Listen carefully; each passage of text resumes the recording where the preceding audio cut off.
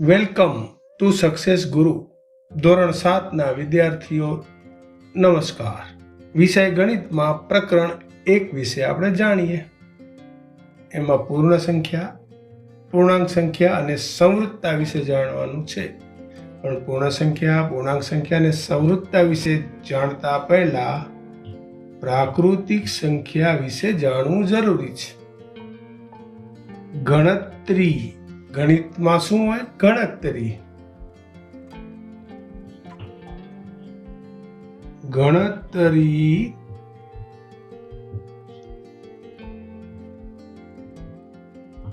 કરવા માટે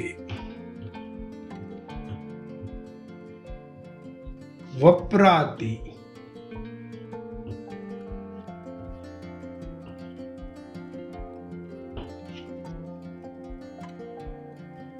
ધન સંખ્યા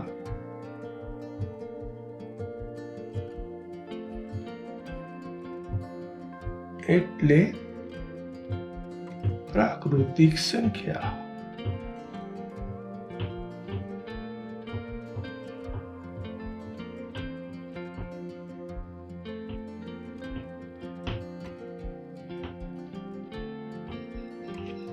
પ્રાકૃતિક સંખ્યાને એન સમૂહ કહેવાય છે.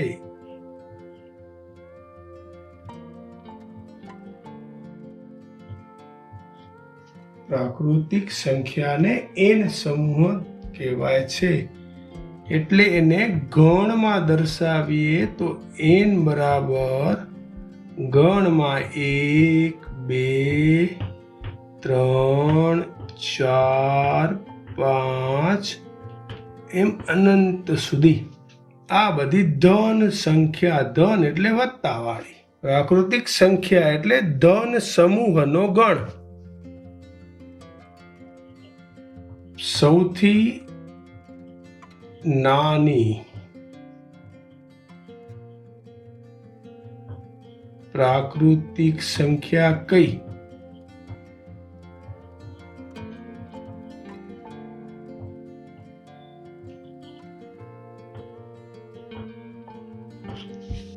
સૌથી નાની પ્રાકૃતિક સંખ્યા કઈ? તો સૌથી નાની પ્રાકૃતિક સંખ્યા 1 છે. સૌથી મોટી પ્રાકૃતિક સંખ્યા વિશે આપણે ન કહી શકીએ. આ નાની છે, પછી 1 2 3 4 5 જાય અનંત સુધી. એટલે સૌથી નાની પ્રાકૃતિક સંખ્યા 1 અને મોટી આપણે અનંત. મોટી પ્રાકૃતિક સંખ્યા આપણે કહી ન શકીએ. પ્રાકૃતિક સંખ્યા વિશે આપણે જાણી. હવે પૂર્ણ સંખ્યા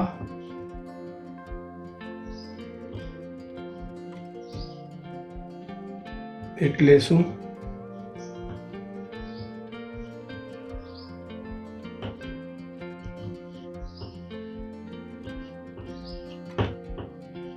એમ પ્રાકૃતિક સંખ્યામાં 1 2 3 4 5 અનંત સુધી આવતા હતા. એમ W પૂર્ણ સંખ્યા બરાબર 0 1 2 3 4 5 એમ અનંત સુધી. એટલે કે શૂન્ય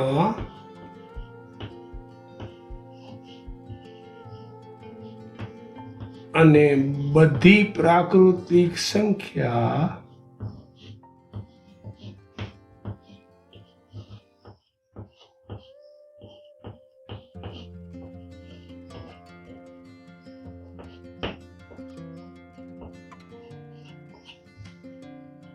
એટલે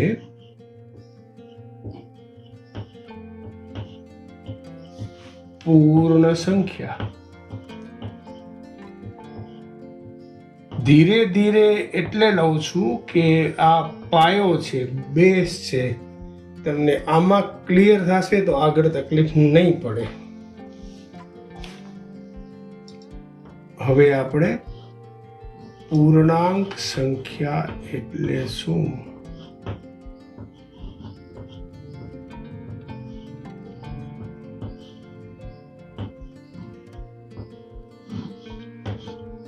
એટલે શું?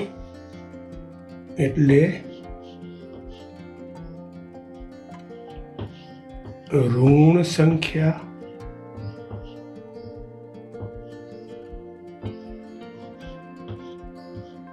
શૂન્ય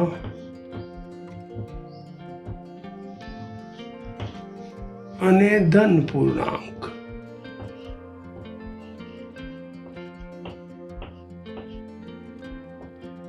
ધન પૂર્ણાંક સંખ્યાનો સમૂહ એટલે પૂર્ણાંક સંખ્યા. એને આપણે ઝેડ વડે દર્શાવીએ છીએ. ઝેડ બરાબર 0 1 2 3 4 5 અનંત. એવી રીતે ડાબી બાજુ જોઈએ તો -1 -2 -3 -4 -5 અનંત.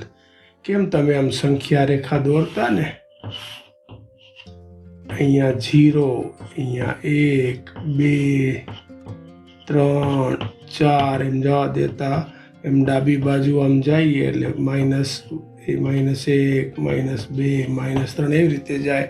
આ તમને પૂર્ણાંક સંખ્યાઓની જાણકારી થઈ.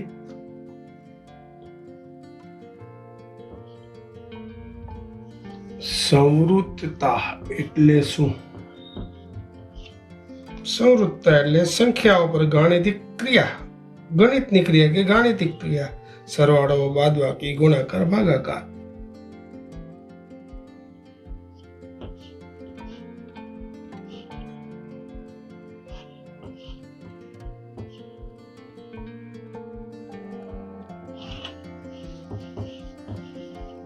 ગાણિતિક ક્રિયા.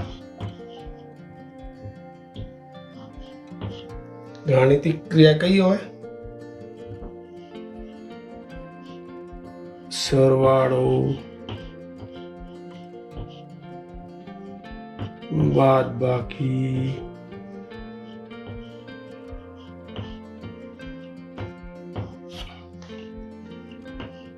ગુણાકાર,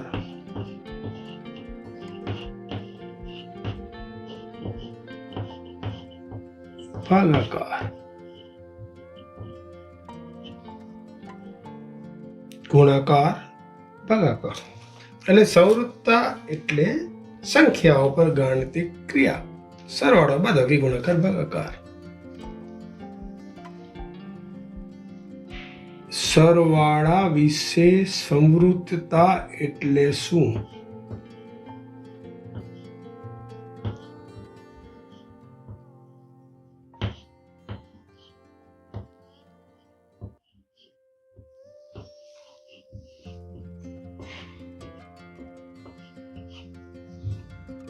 સત્તર વત્તા 24 બરાબર 7 ને 4 11 ના 1 વધી આવી 1 ને 2 ને 2 4 41. તમને એમ થશે કે આ સાવ સાદો પ્રશ્ન. આ તો તમને સરવાળાની સંવૃત્તતા સમજાવવા માટે 17 વત્તા 24 બરાબર 41. 17 પણ પૂર્ણાંક સંખ્યા છે, 24 પણ પૂર્ણાંક સંખ્યા છે અને એનો જવાબ 41 પણ પૂર્ણાંક સંખ્યા છે. એટલે પૂર્ણાંક સંખ્યાઓનો સરવાળો કરવાથી પૂર્ણાંક સંખ્યા મળે એ કહી શકાય કે સંખ્યા સરવાળાની સંવૃત્તતા ધરાવે છે.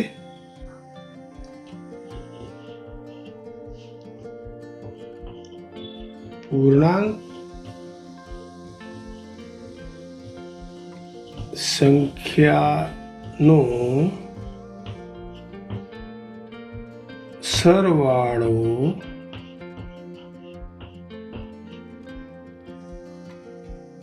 એટલે સરવાળાનો જવાબ પૂર્ણાંક આવે.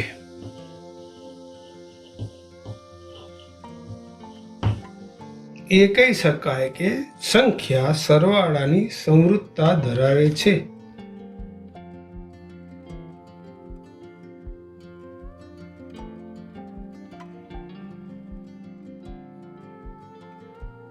બે પૂર્ણાંક સંખ્યા એ અને બી નો સરવાળો એ વત્તા બી પૂર્ણાંક છે. બાદબાકી વિશે સમૃદ્ધતા.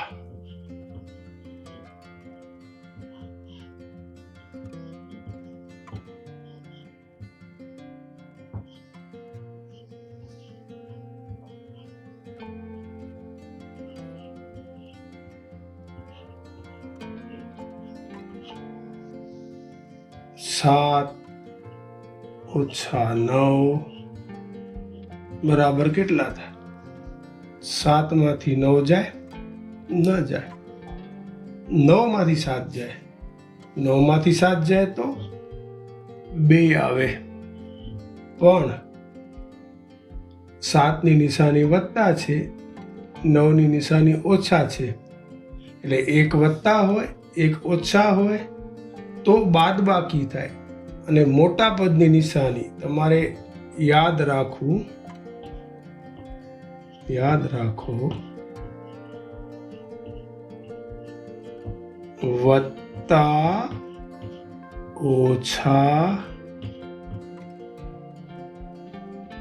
વત્તા ઓછા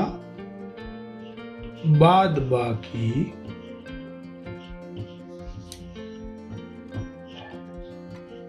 મોટા પદની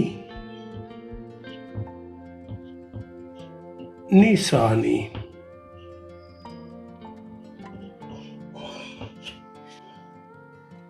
7 ઓછા 9 આપણે કીધું છે, પણ 7 ની આગળ વત્તા છે, 9 ની આગળ ઓછા છે, એટલે બાદબાકી થશે.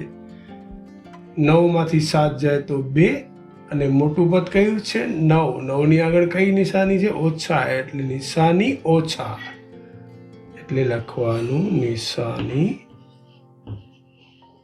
ઓછા. એટલે એમ કહેવાય કે પૂર્ણાંક સંખ્યા બાદબાકી વિશે સમૃદ્ધતા ધરાવે છે. ક્રમનો ગુણધર્મ.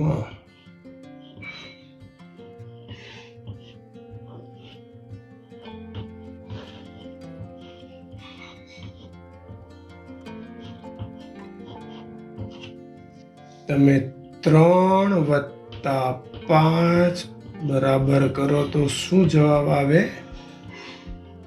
8. એ રીતે 5 વત્તા 3 કરો તો એ જવાબ શું આવે? 8. એટલે કોઈ પણ ક્રમમાં સરવાળો કરીએ તો જવાબ પૂર્ણાંક સંખ્યા આવે. એટલે એમ કહેવાય કે પૂર્ણાંક સંખ્યાઓ સરવાળા માટે સમક્રમી છે.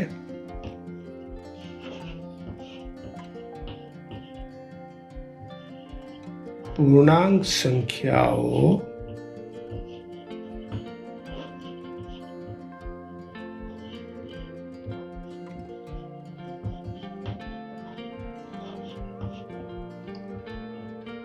સરવાળા માટે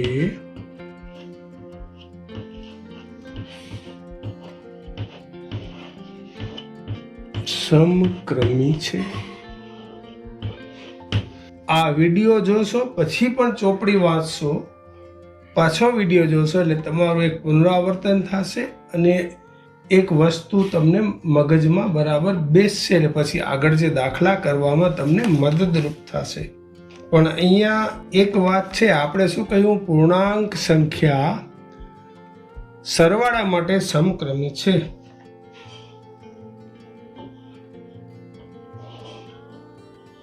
જૂથનો ગુણધર્મ.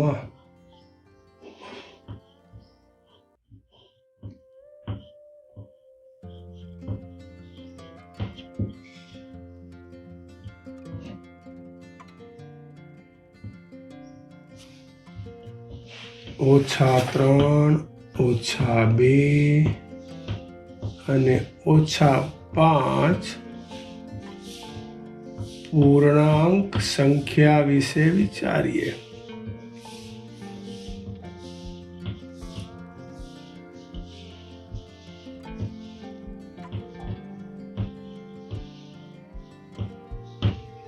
ધારો કે તમે સંખ્યા રેખા ઉપર દોરો આવી રીતે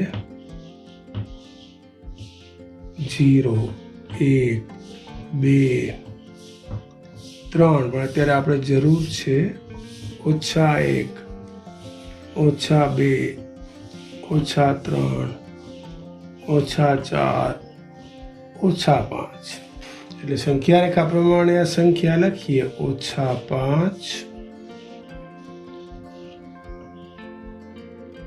વત્તા -3 વત્તા -2. એનો જવાબ શું આવશે? અહીંયા હશે -5 વત્તા 3 ને 2 5.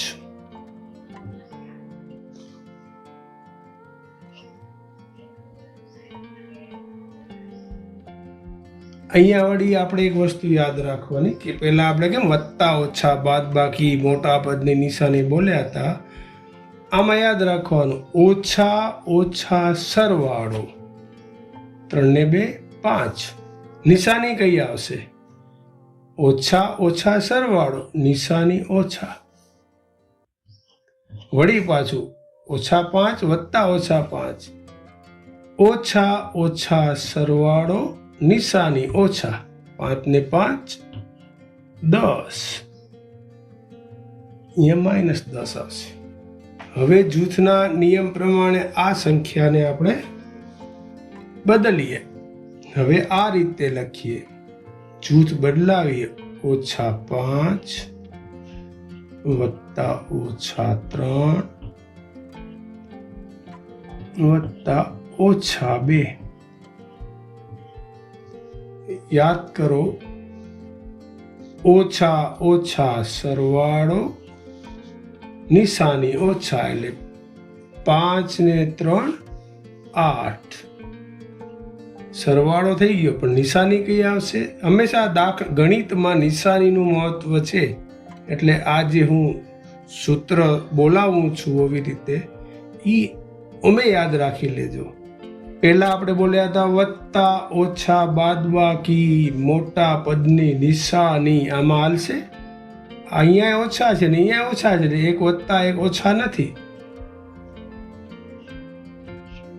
પણ ઓછા બે ઓછા હોય ને, એટલે ઓછા ઓછા સરવાળો, નિશાની ઓછા. પછી જૂથના નિયમમાં આપણે બીજું જૂથ બનાવ્યું, અહીંયા -2 મૂકી દઈએ તો વળી ઓછા ઓછા સરવાળો, નિશાની ઓછા, એટલે નિશાની તો ઓછા આવશે. 8 ને 2 10.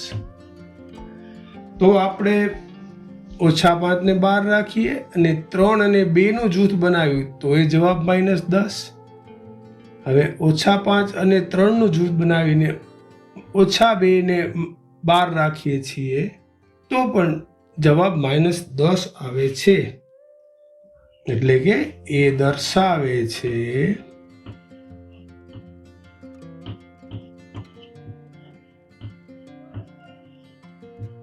કે શું દર્શાવે છે? પૂર્ણાંક સંખ્યા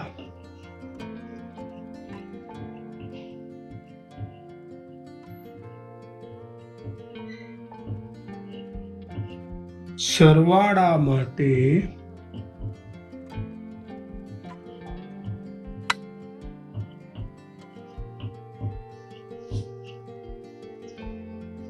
જૂથનો ગુણધર્મ ધરાવે છે.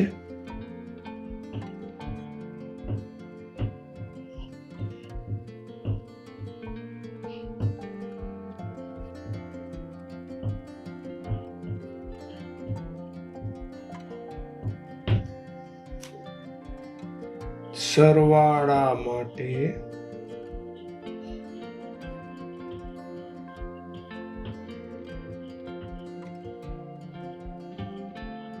તટસ્થતાનો ગુણધર્મ.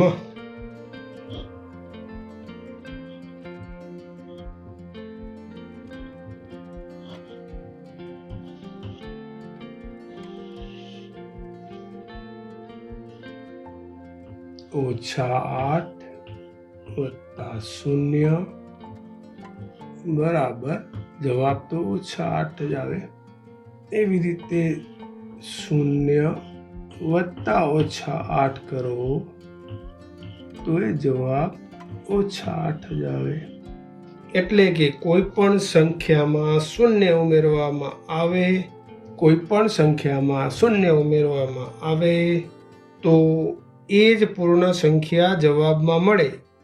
કોઈ પણ સંખ્યામાં શૂન્ય 0 ઉમેરવામાં આવે તો તે એ જ પૂર્ણ સંખ્યા મળે. એટલે સરવાળા માટે શૂન્ય તટસ્થ છે. એટલે એમ કહેવાય ને, સરવાળા માટે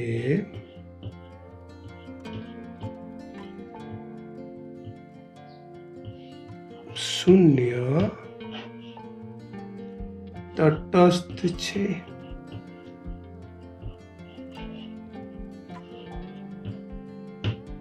તો આપણે આ અત્યારે જે વિડીયો જોયો એમાં આપણે પૂર્ણાંક સંખ્યા, પૂર્ણ સંખ્યા, સંવૃત્તા એ વિશે આપણે માહિતી મેળવી. એના પહેલા આપણે પ્રાકૃતિક સંખ્યા વિશે જાણ્યું, એટલે પૂર્ણ સંખ્યા, પૂર્ણાંક સંખ્યા વિશે આપણે વધારે જાણ્યું. પછી સંવૃત્તા એટલે શું એની સામાન્ય વાત કરી. પછી સરવાળા વિશે સંવૃત્તા, બાદબાકી વિશે સંવૃત્તા, ક્રમનો ગુણધર્મ, જૂથનો ગુણધર્મ અને સરવાળા માટે તટસ્થતાનો ગુણધર્મ, એ વસ્તુ આપણે જોઈ. વિડીયો જુઓ, ચોપડી વાંચો, વિડીયો જુઓ, તમને સમય મળે એટલે એને ફરીથી રિપીટ કરો. કોઈ દિવસ યાદ રાખવા માટે વજન ન દેવું મગજને. નોર્મલી તમે પિક્ચરના ગીત આપણે કેમ ગમે ત્યારે યાદ રહી જાય છે, એવી રીતે તમે વિડીયો જોશો, ચોપડી વાંચશો, વિડીયો જોશો એટલે તમને ઓટોમેટિક યાદ રહી જશે. Thanks for watching. આવા જ એજ્યુકેશનલ કોન્ટેન્ટ માટે સબસ્ક્રાઇબ કરો સક્સેસ ગુરુને.